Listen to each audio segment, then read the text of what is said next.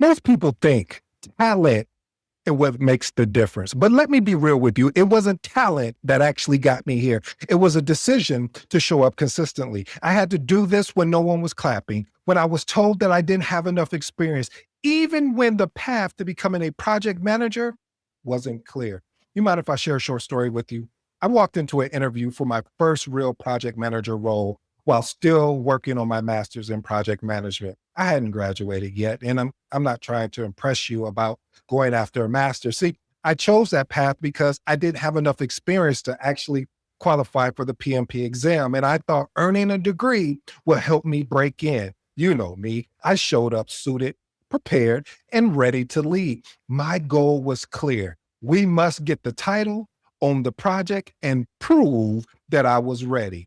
But the hiring manager took one look at my resume and said, "You got the theory, but not the experience." And just like that, everything I thought made me qualified suddenly felt insufficient.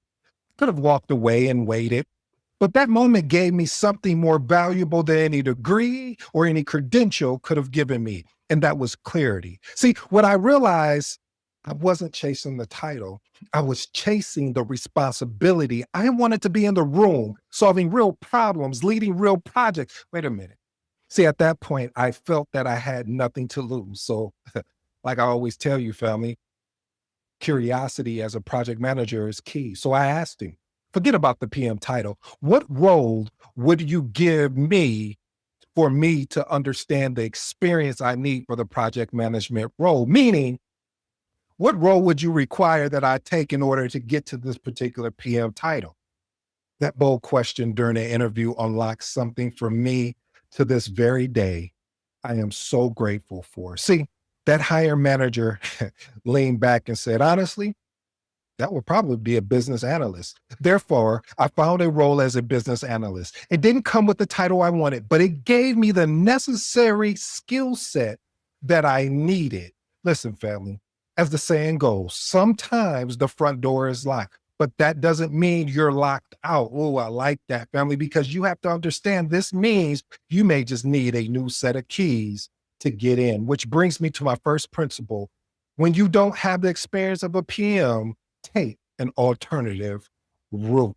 Principle one, when you don't have enough experience of it as a PM, take an alternative route. See, when you're told you don't have enough experience, that's not a dead end. That's actually a detour. When the PM title isn't the only way in, supporting roles like a business analyst, a project coordinator, or a QA lead can be your actual training ground. Why is this important? See, if you only chase after the PM title, you'll miss the skills, the relationships that you could build along the way. That route may be longer, but it will make you stronger. Experiment with these actionable tips. Position yourself for what I call PM prep.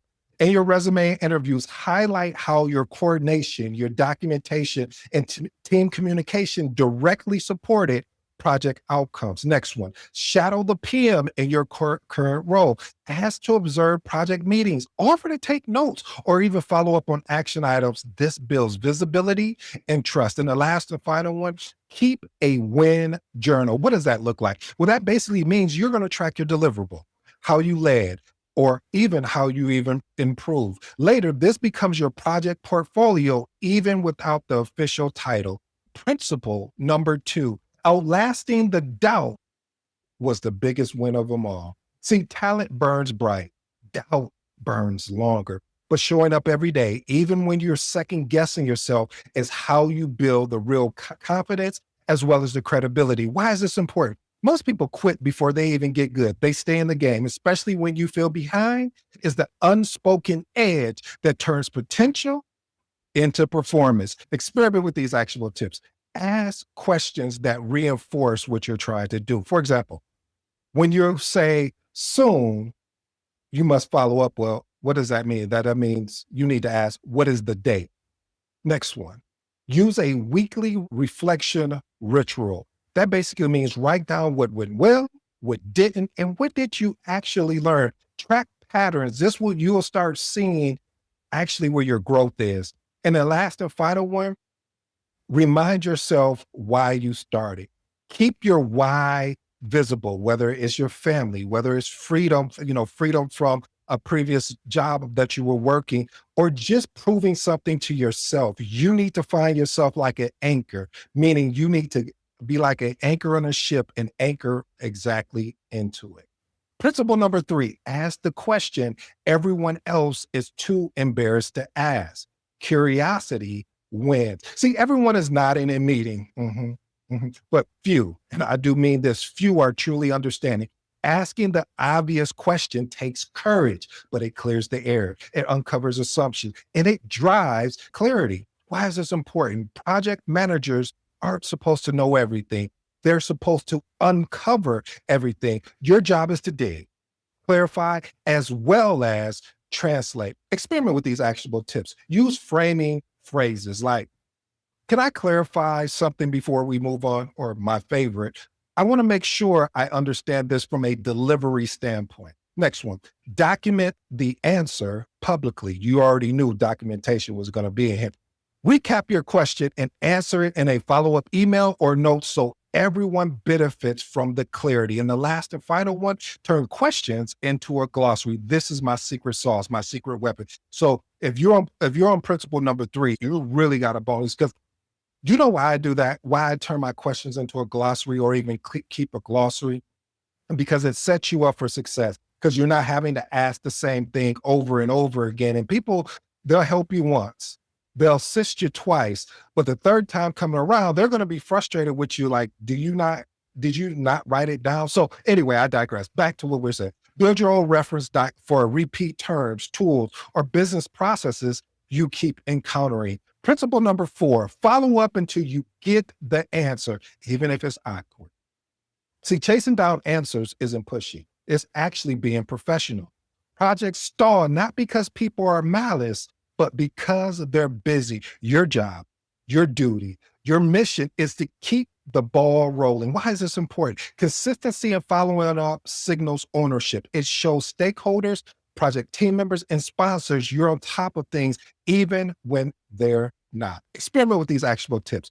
Track waiting on task. What does that look like? Maintain a section in your tracker or notes with the owner, date set, and last follow-up. Next one, use friendly accountability language. You know how that looks. It's just basically like this. Hey, I'm just circling back. Let me know if you need anything from me to move forward on this. And the last and final one, escalate professionally. I want to go deeper on that. Maybe one day I will, but escalate professionally. If it's crucial, escalate through a proper channel, but always give the person a heads up first. I got to say what I got to say. I'll keep it at a very high level.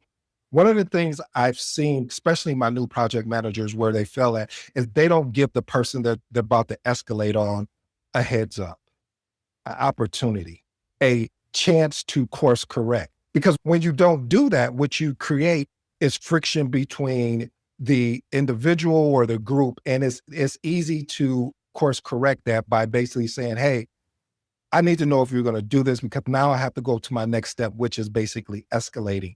Anyway, I digress. Principle number five, feedback only hurts when you confuse it with an attack. See, feedback isn't a verdict on your worth. It's just data. But if you let your ego react before your logic process it, you will lose the lesson. Or to quote Eminem, you will lose control. Why is it important? As a project manager, you will receive feedback from every angle. You got clients, executive, project team members, sponsors. Your ability is to take it without taking it personally is a leadership superpower. Experiment with these actionable tips. Ask for feedback before it's given to you. Create a culture where it's normal to reflect and improve, especially after a project milestone. Next one, pause before reacting. It kind of looks like this, family. Say, thanks for sharing that. I would like to sit down with it and come back with my thoughts. And last and final one, separate the delivery from the truth. Sometimes feedback is poorly delivered, but still holds a valuable message. Principle number six, taking a unwanted project gave me real experience. See, a lot of people want to avoid the ugly project, the one no one wants. That's where you learn the most. They build resilience, creativity, and resourcefulness fast. Why is this important? See, high visibility, low risk projects are rare. And I do mean it's rare, but you gain the trust by showing that you can navigate ambiguity and fix what's broken and turn chaos into clarity. Experiment with these actionable tips. Turn it into a case study. Document the situation, what you improved, and how, and use it later to showcase your value, or even during your performance appraisal. Next one. Over communicate your wins. When you are leading a overlook initiative, shine light on the progress through weekly updates and visible dashboard. And the last and final one, set boundaries even on low glory type projects. What does that mean? Just because no one else wanted it doesn't mean you have to burn out on it. Principle number 7, you don't need to be technical, but you need to be effective. See, you're not here to write code or configure databases. You're here to lead people, remove blockers, and deliver outcomes. Clarity and momentum are your tools of success. Why is this important? Many new PMs feel imposter syndrome in technical environments, but being non-technical isn't a liability. It's actually a strength. So you have the ability to bridge communication and drive progress. Now, I know I got some PMs out there to say, well, if they're non-technical, how are they going to bridge the communication gaps? Well, if someone that is technical, if they can't explain it to me, that I haven't done my job to ask the right probing questions. As a project manager, we have to ask those questions, and to a point where I'll even say, when I was getting started off and I wasn't that technical, I'll say, could you explain it like if you were explaining it to your kid that's 5 years old or that's 10 years old? Because you have to understand that we overcomplicate things sometimes. Well, if you get this API and do this, and okay, what is an API and why do we need it? You have to ask those probing questions, family. All right, let me go to experiment. Experiment with these actionable tips. Ask, what does success look like to the user? Shift the conversation from implementation to impact. Next one. Translate complexity. Build your skill in breaking down what's said and stand-ups into plain English updates for the stakeholder. And the last and final one, own the process. Lead daily scrums, retrospectives, or risk assessments like a pro. Your role is to orchestrate, not execute. Principle number 8, you don't need authority to be seen as a leader. See, leadership isn't about who signs off on the timesheet. It's about who people turn to for clarity, decisions, and confidence when things get messy. Why is this important? PM often lead without formal authority. Influence matters more than your title. You earn it through trust, through consistency, through competency, not just a job description. Experiment with these actionable tips. Lead with solutions, not problems. Don't just don't just report blockers. Propose next steps or solutions or trade-offs. Next one, model accountability. Do what you say you're going to do and follow up with others privately and respectably. Next one, create a space for others to shine. Make teammates feel heard, supported, and safe to fail forward. That, in my opinion, is real leadership. Well, family, if you stayed this long, I truly appreciate it. See, you don't need to be the smartest in the room. You don't need to have the perfect title or background. What you do need is consistency to show up, ask hard questions, follow through when others don't, and lead whether or not you have permission. Talent may open the door, but consistency is what keeps you in the room. If any part of this resonated with you, don't just take notes. Take the next step. Whether it's about asking the uncomfortable question or following up again or volunteering for a messy project, do something today your future self will thank you for later. I go by the name ED. For all you smart and intelligent folks out there, that just simply means Ed. Until next time.